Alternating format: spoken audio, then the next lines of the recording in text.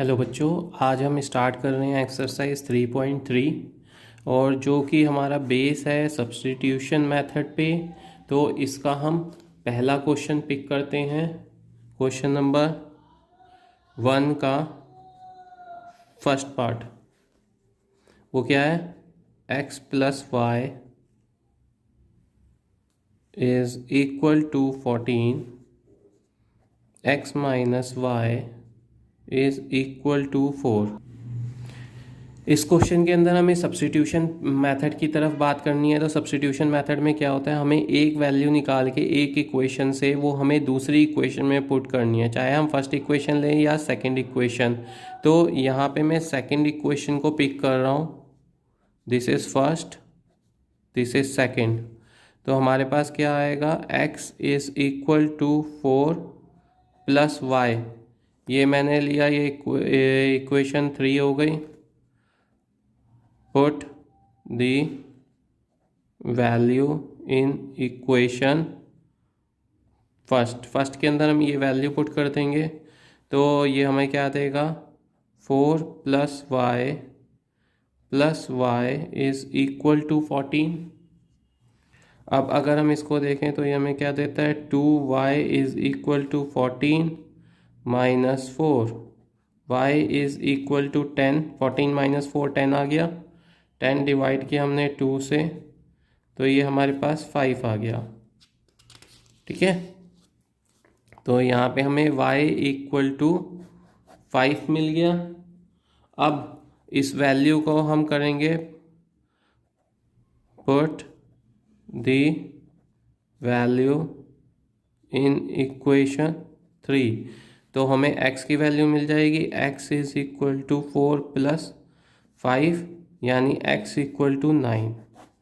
तो हमारे पास दोनों वैल्यू आ गई हैं इसकी, x इक्वल टू 9 आ गया और y इज़ इक्वल टू 5 आ गया। ये हमारा फर्स्ट पार्ट हो गया इसका। इसी का हम सेकंड पार्ट लेते हैं। सेकंड पार्ट में काफ़ी बच्चे कंफ्यूज रहते हैं कि कैसे करना है, तो थोड़ा सा ध्यान देना है और कुछ नहीं है।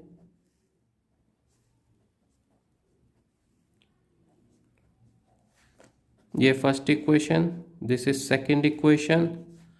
तो हम फर्स्ट इक्वेशन को पिक कर रहे हैं। तो s is equal to 3 plus T. ठीक है, s की वैल्यू आ गई। Put the value in equation 2। तो s की वैल्यू हम 2 इक्वेशन में डालेंगे तो हमें क्या मिलेगा, 3 प्लस टी अपॉन में 3 प्लस टी अपॉन में 2 इक्वल टू 6। बेसिकली यहाँ पे बच्चे काफ़ी ज़्यादा कंफ्यूज रहते हैं कि हमें वैल्यू पुट कैसे करनी है। यहाँ पे जहाँ पे हमें s लिखा है, s की वैल्यू हमने s प्लस 3t निकाली है, उसको जस्ट हमें जहाँ s लिखा है वहाँ पे उस वैल्यू को पुट कर देना है और कुछ नहीं करना। अब यहाँ पे बच्चे कई बार एलसीएम लेने में भी डरते हैं कि एलसीएम कैसे लेना है, तो उस चीज़ को देखते हैं। इन दोनों को मल्टीप्लाई कर देते हैं तो हमें क्या मिलेगा, 3 प्राइम फैक्टर हैं तो इसलिए हम मल्टीप्लाई करके इसका एलसीएम निकाल लेंगे। 3 2 जा 6। अब 3 को 6 से डिवाइड करेंगे तो 2 आएगा। 3 2 जा 6 होता है, तो 2 को इससे मल्टीप्लाई कर देंगे। 2 3 प्लस टी प्लस 2 को इससे करेंगे तो 3 आएगा, 3t इक्वल टू 6। अब अगर हम देखें, इसको मल्टीप्लाई कर लें, आपस में सिंप्लीफाई करें, इसको हम ऊपर भेज देंगे नेक्स्ट इक्वेशन में क्रॉस मल्टीप्लिकेशन करके। तो ये हमें क्या देगा, 6 2t plus 3t equal to 36, 5t equal to 36 minus 6, t is equal to 30 upon में 5, 5 6 जा 30, तो t इक्वल टू 6 आ गया। मैं अगर हम देखें तो इसकी वैल्यू हम यहाँ पे पुट कर सकते हैं s के अंदर, s की वैल्यू निकालनी है। Put the value equation 3। इसको हम 3 इक्वेशन लेके चलते हैं। तो s is equal to 3 plus 6, यानी s is equal to 9। t हमारा 6 आ गया, s इक्वल टू 9 आ गया। ये हमारा सेकंड पार्ट हो गया। थर्ड पार्ट करते हैं इसका।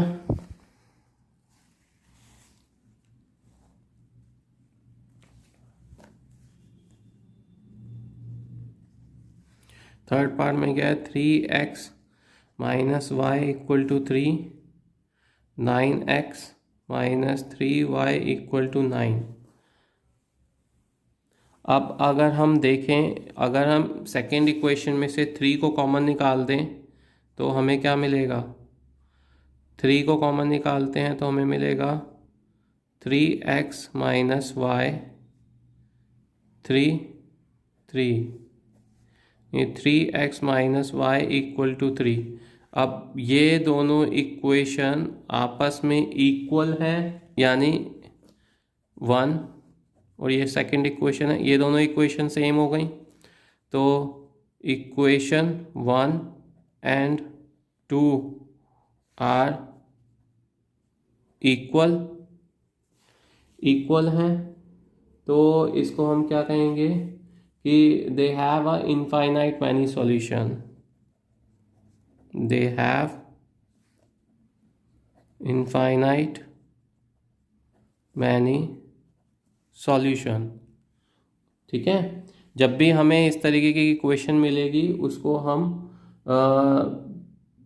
उसकी हम वैल्यू नहीं निकालते। जब भी सेम वैल्यू होगी तो उसको हम सिंप्लीफाई नहीं कर सकते, तो इसको हम सिंपली लिख देंगे they have a infinite many solution. Next fourth part attempt करते हैं इसका। फोर्थ पार्ट क्या आता है, जो बच्चे डेसिमल से काफ़ी डरते हैं उनके लिए ये पार्ट बहुत इम्पॉर्टेंट है।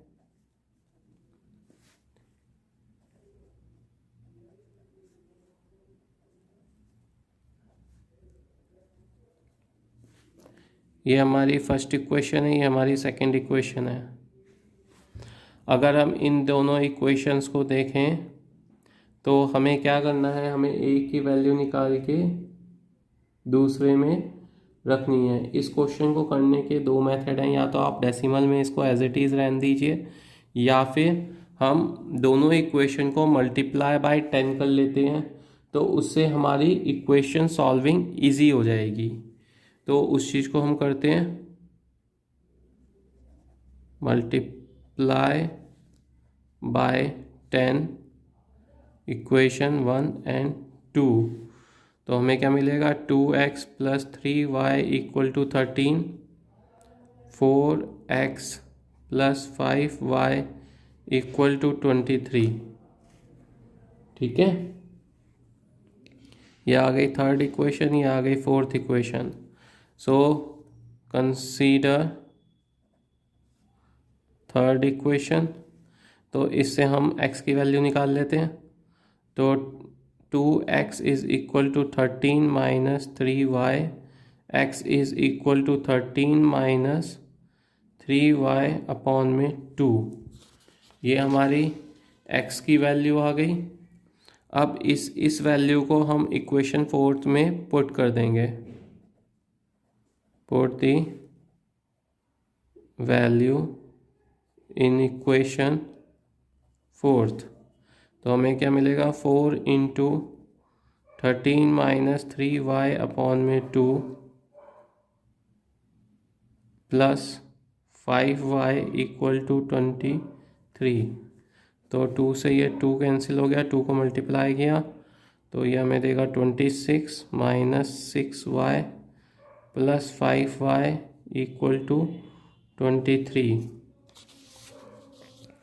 इसको जब हम सिंप्लीफाई करेंगे तो ये हमें क्या देगा, minus Y is equal to 23 minus 26, minus Y equal to minus 3, Y is equal to 3। Y हमारे पास 3 आ गई।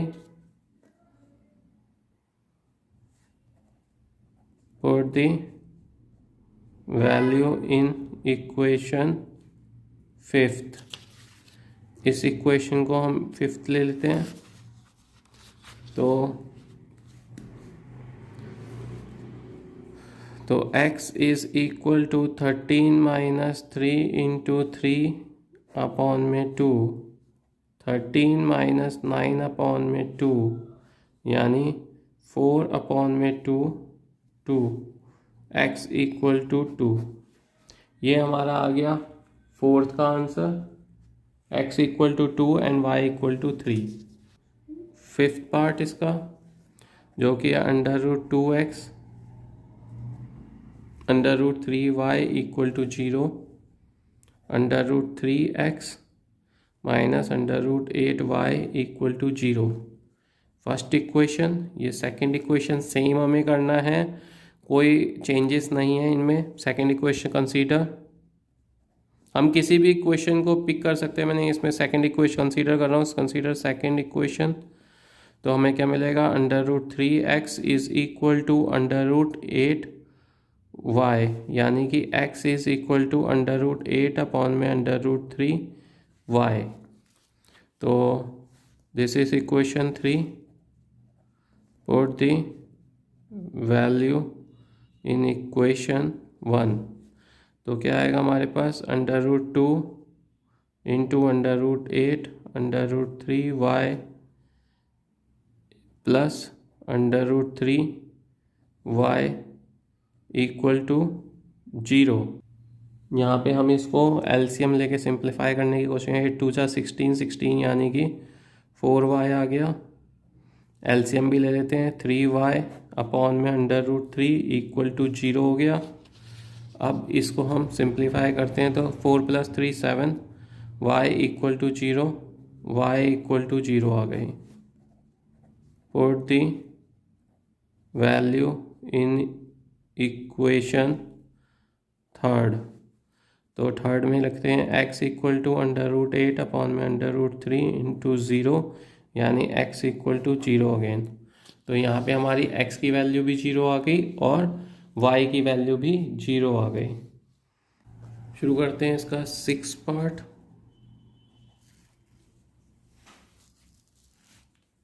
ठीक है, तो सिक्स पार्ट हमें क्या दिया हुआ है, 3x अपॉन में 2 माइनस 5y अपॉन में 3 is equal to -2, x upon में 3 प्लस y अपॉन में 2 equal 13/6। First equation. Second equation हमने कंसीडर की, कंसीडर इक्वेशन फर्स्ट। तो हमारे पास क्या आया, 3x अपॉन में 2 माइनस 5y अपॉन में 3 इक्वल -2। इन दोनों का एलसीएम ले लिया, 6 9x माइनस 10y इक्वल -2। तो ये हमें देगा 9x minus 10y is equal to -12। अब इसको जब हम सिंप्लीफाई करेंगे तो ये हमें क्या देगा, अगर हम देखें तो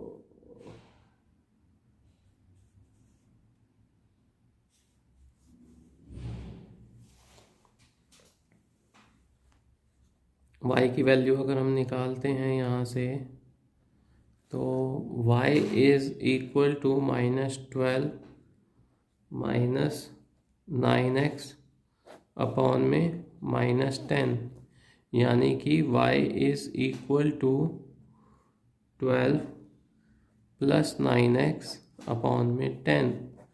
माइनस को कॉमन निकाल के कैंसिल आउट कर दिया। This is equation third. अब इसकी वैल्यू हम पुट कर देंगे इक्वेशन 2 में।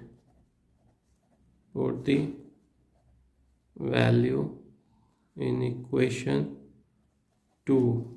तो वो हमें क्या मिलेगी, x अपॉन में 3 प्लस 12 प्लस 9x अपॉन में 10 इंटू 2 इक्वल 13/6। तो यहाँ पे हमारे पास क्या आ जाएगा, x अपॉन में 3 प्लस 12 प्लस 9x अपॉन में 20 इक्वल 13/6। इन दोनों का एलसीएम लेंगे तो हमें 60 मिलता है। यानी 20x plus 12 plus 9x multiply by LCM देंगे तो 3 आ जाएगा इक्वल 13/6 यानी 20x